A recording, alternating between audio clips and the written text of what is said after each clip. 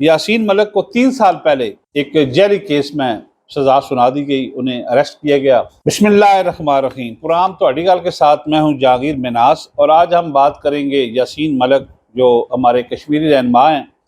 ان کی جناب صحت کے حوالے سے اور ان کے خاندان کے حوالے سے۔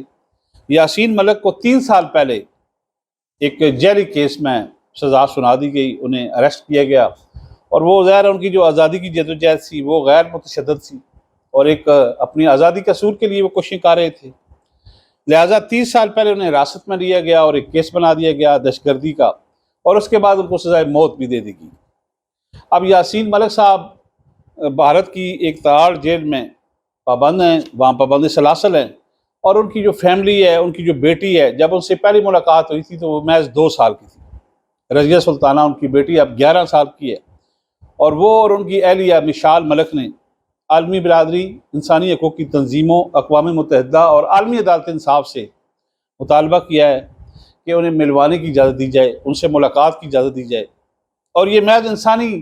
جو ہمدردی کی بنیاد پہ کیا جائے، کیونکہ وہ فیملی ہے اور اذیت سے گزر رہی ہے، اور جو ان پہ بیت رہی ہے۔ یاسین ملک کی تو صحت بڑی خراب ہے، انہیں ایک خون کا عارضہ لاحق ہے، ایک دائمی بیماری میں وہ مبتلا ہے، اور پھر جیل میں ان کے ساتھ جو ناروا سلوک رکھا گیا، جو بھارتی جو ایجنسیز ہیں، بھارتی جو پولیس ہے، فورسز ہیں، ان پہ جس قسم کا تشدد کیا گیا، تو یاسین ملک صاحب کی صحت کا معاملہ ایک بڑا پیچیدہ معاملہ ہے، اور ظاہر ان کی فیملی کو یہ تشویش ہونی بھی چاہیے۔ اب اگر اس کا موازنہ کیا جائے کلبھوشن یادو سے، جو انڈین ایجنٹ تھا اور پاکستان میں ہے، قید ہے وہ، تو اس کی فیملی کو بھی عالمی عدالت انصاف کے کہنے پہ ملاقات کرائی گئی تھی، لیکن یاسین ملک کی بیٹی اور اہلیہ اب یہ برملا مطالبہ بھی کر رہی ہیں،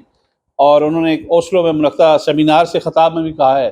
کہ انسانی ہمدردی کی بنیاد پہ جو عالمی عدالتیں ہیں، عالمی جو تنظیمیں ہیں انسانی حقوق کی، انہیں چاہیے کہ وہ بھارت کو قائل کریں کہ ان کی ملاقات کرائی جائے۔ اور یاسین ملک کی جو جدوجہد ہے آزادی کی، ظاہر ہے وہ کشمیر کے حوالے سے، وہ کشمیری رہنما ہیں، اور انہوں نے تقریباً یہ جو جدوجہد تھی یہ 1994 کے بعد وہ چھوڑ دی تھی۔ ایک سیاسی پرامن کوشش تھی ان کی اپنے خطے کی آزادی کے لیے، اور اس میں کسی قسم کا بھارت کے خلاف، بھارتی حکومت، بھارتی ریاست کے خلاف کوئی اس طرح کا شائبہ تک نہیں تھا کہ وہ کوئی ان کو نقصان پہنچانے کے لیے ان کے خلاف کوئی ایسے عزائم ہوں کہ جناب جس سے بھارت کی جو ریاست ہے اس کو خطرات درپیش ہوں۔ لہٰذا یاسین ملک کی ایک پرامن بالکل جدوجہد کی کوشش تھی، اور اس پہ کسی قسم کے سوالات نہیں اٹھائے جا سکتے۔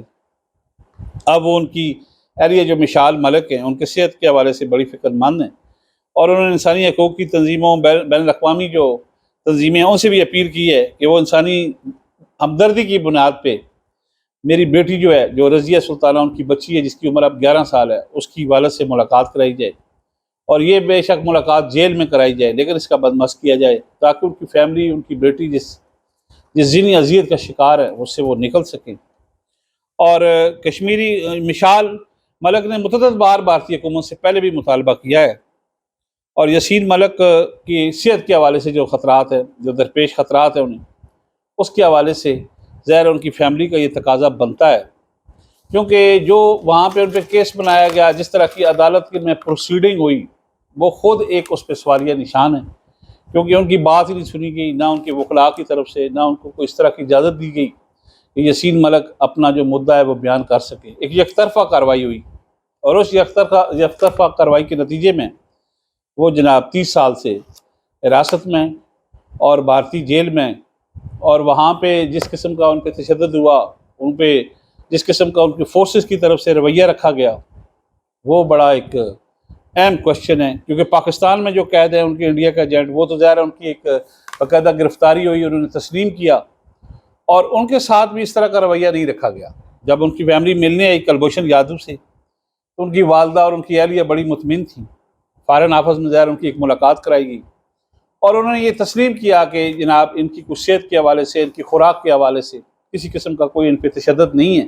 اور ہم بڑے مطمئن جا رہے ہیں۔ لیکن اس کے برعکس اگر آپ یاسین ملک کا معاملہ دیکھیں